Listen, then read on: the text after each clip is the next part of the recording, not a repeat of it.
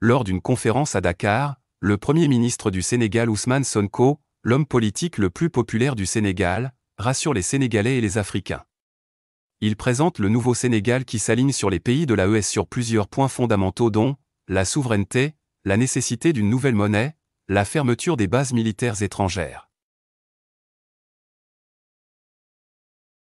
Malheureusement, l'Occident et l'Europe, très promptes à donner des leçons et à se mêler de tout, ne se mêlent pas de tout avec les mêmes principes. Je m'en veux pour exemple ce qui se passe aujourd'hui dans les pays du Sahel. On a tout fait de condamner, d'exclure, de mettre des embargos. Ce que nous condamnons nous-mêmes. Il est inadmissible que des Africains fassent l'objet de condamnation, on peut comprendre, mais qu'ils fassent l'objet d'ostracisme et d'exclusion en terre africaine, ce n'est pas admissible. Aujourd'hui, l'Europe a ses propres problèmes avec des pays qui se disent adeptes de l'illibéralisme et qui ne respectent pas forcément les règles de l'Union européenne. Ce n'est pas pour autant que ces pays sont mis sous embargo ou que les subventions européennes sont coupées. Pourquoi faudrait-il que des problèmes politiques en Afrique soient réglés par les Africains sur commande extérieure en s'attaquant à des pays frères et à leur population surtout? Nous ne pouvons pas l'accepter.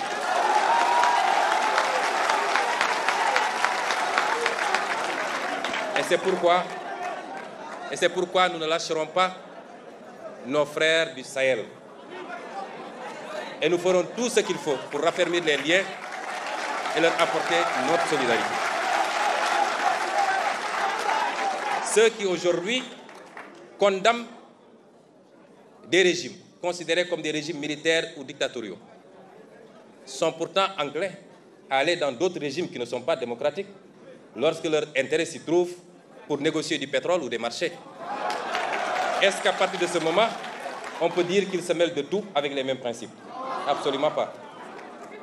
Les problèmes internes au pays doivent être réglés par les citoyens de ces pays. Certes, il y a eu des coups d'État. Et certes, personne n'encourage la commission de coups d'État. Mais je refuse d'être ceux qui analysent les symptômes et qui refusent d'analyser les causes réelles et profondes de ces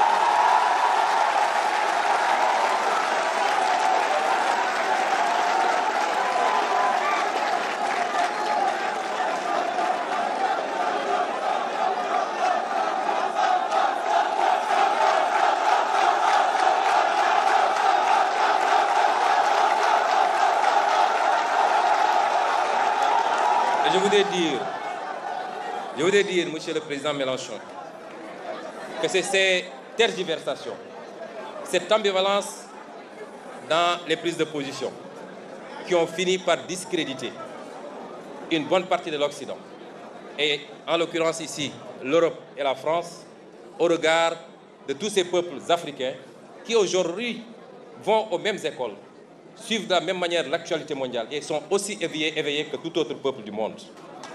Et cela a fini par déteindre très négativement sur les relations entre l'Afrique et l'Europe.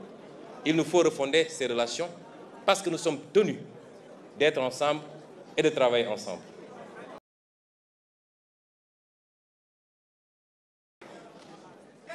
La question monétaire, qui est une question qui nous semble fondamentale, parce que, M. Mélenchon, nous avons, comme je l'ai dit, un pays à transformer. Et cette extraordinaire jeunesse que vous voyez attend beaucoup de nous. Et c'est pourquoi le plus difficile, ce n'est pas d'avoir un programme avec des axes que nous ferons ceci dans l'agriculture, ceci dans l'industrie, ceci dans la fourniture des biens et services de première nécessité. Ce n'est pas ça le plus problématique pour nos pays. Le plus difficile, c'est d'aller chercher les moyens là où ils sont. Et nos moyens sont énormes, mais ils nous échappent. Et nous allons les chercher là où ils sont.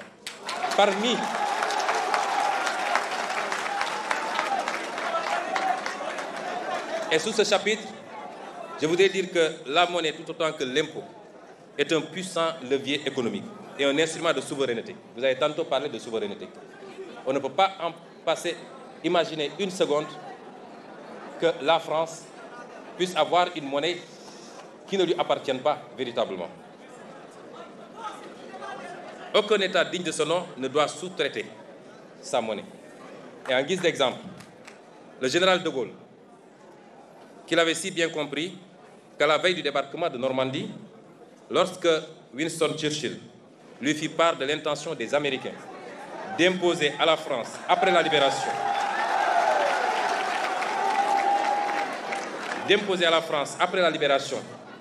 une nouvelle administration, une monnaie appelée billet-drapeau, le général piqua une colère noire. Vous connaissiez ces colères. Allez, faites la guerre avec votre fausse monnaie, rétorqua-t-il. Ce billet ne circula que peu de temps en Normandie, notamment un seul mois, deux ou trois mois, de juin à août 1944, avant d'être définitivement retiré. Voici ce que nous en disions sur la question monétaire dans notre ouvrage intitulé « Solutions pour un Sénégal nouveau ». Je disais alors que nous optons sans équivoque pour une sortie prudente de ce système exsangue, car les banques centrales ayant perdu toute initiative de change pour maintenir ce taux de réserve compriment nos économies et réduisent l'activité interne par une limitation des émissions monétaires. Ce que nous proposons, c'est de restituer à la monnaie ses fonctions d'écoute et de financement de l'économie par la formulation de l'offre des productions à l'exportation et à la consommation intérieure, l'appui aux politiques industrielles, et j'en passe, et j'en passe. Et c'est pourquoi aujourd'hui, dans notre option de renforcer notre marché financier national par divers leviers, parmi lesquels des investisseurs étrangers qui acceptent de combler notre déficit d'épargne pour partie en monnaie locale. Imaginez-vous que les pays africains s'endettent en devises étrangères et donc sont exposés aux fluctuations du marché. Aucun pays africain presque ne peut s'endetter en devises locales. Et cela doit cesser parce que nous en subissons les contre-coups. Et ce que nous voulons également, c'est une monnaie flexible, arrimée au moins à deux devises, à même d'aider à amortir les chocs exogènes et accompagner notre compétitivité à l'exportation. Je ne pourrai pas faire tous les développements sur la question monétaire, mais si j'en parle, c'est que à chaque fois qu'un homme politique africain soulève la question monétaire, il devient le diable incarné. Nous n'avons pas le droit de parler de notre propre monnaie. On n'en débat jamais au Parlement, on refuse d'en débattre dans les plateaux de télévision, et pourtant vous pouvez débattre de l'euro sur la tribune de l'Assemblée nationale française. Et c'est pourquoi nous en faisons un débat, nous l'imposons, et je pense que dans le cadre communautaire, en tout cas les derniers développements que nous en avons, nous nous acheminons sûrement vers ces réformes que nous souhaitons tant, qui ne sauraient tarder. L'autre élément, c'est la sécurité. La présence de bases militaires étrangères au Sénégal.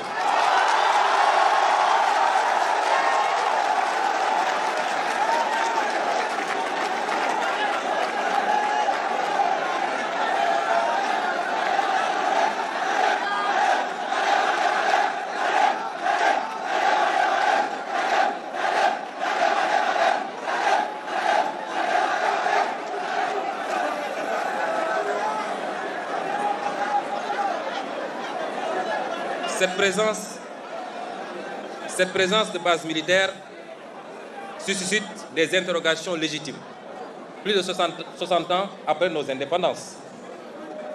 Nous devons nous interroger sur les raisons pour lesquelles l'armée française, par exemple, bénéficie toujours de plusieurs bases militaires dans nos pays et sur l'impact de cette présence sur notre souveraineté nationale et notre autonomie stratégique.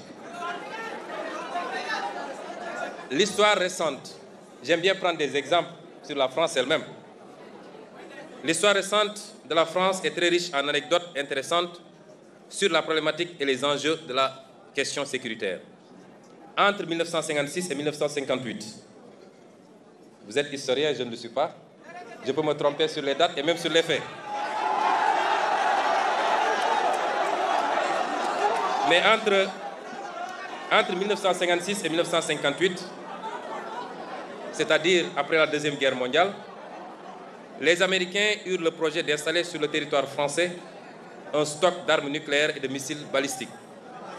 Le projet buta sur la double question du commandement et du contrôle des 10 missiles, dont le déploiement était admis par les militaires français comme un bon moyen d'accroissement du pouvoir dissuasif de l'OTAN. L'armée de l'air de la France jugeait alors inacceptable le principe selon lequel les escadrons de missiles balistiques resteraient sous commandement américain. Ces unités devaient impérativement être sous commandement national. Dès son arrivée au pouvoir, le général de Gaulle, encore lui, lors de la réunion de défense du 7 juin 1958, avisa que ces armes devront être obligatoirement sous contrôle français et que la France réclame le droit de donner son avis dans le déclenchement d'une éventuelle guerre nucléaire, toutes conditions jugées excessives par les Américains au point qu'un accord n'ait pu être conclu. Deuxième exemple, en mai 1966, le général de Gaulle engagea la France à se retirer du commandement intégré de l'OTAN, qui disposait alors d'une dizaine de bases militaires en France. Et la conséquence, nous la savons. Et justifia cette décision par la volonté de la France de disposer d'elle-même, volonté qui est incompatible avec une organisation de défense dans laquelle elle est subordonnée. Je réitère ici la volonté du Sénégal de disposer de lui-même, laquelle volonté est incompatible avec la présence durable de bases militaires étrangères au Sénégal. Ceci ne remet pas en question les accords de défense. Nous entretenons des accords de défense avec beaucoup de pays, les États-Unis, la Grande-Bretagne, la Chine même, je crois, beaucoup de pays. On peut avoir des accords de défense sans que cela ne justifie que le tiers de la région de Dakar soit occupé aujourd'hui par des garnisons étrangères.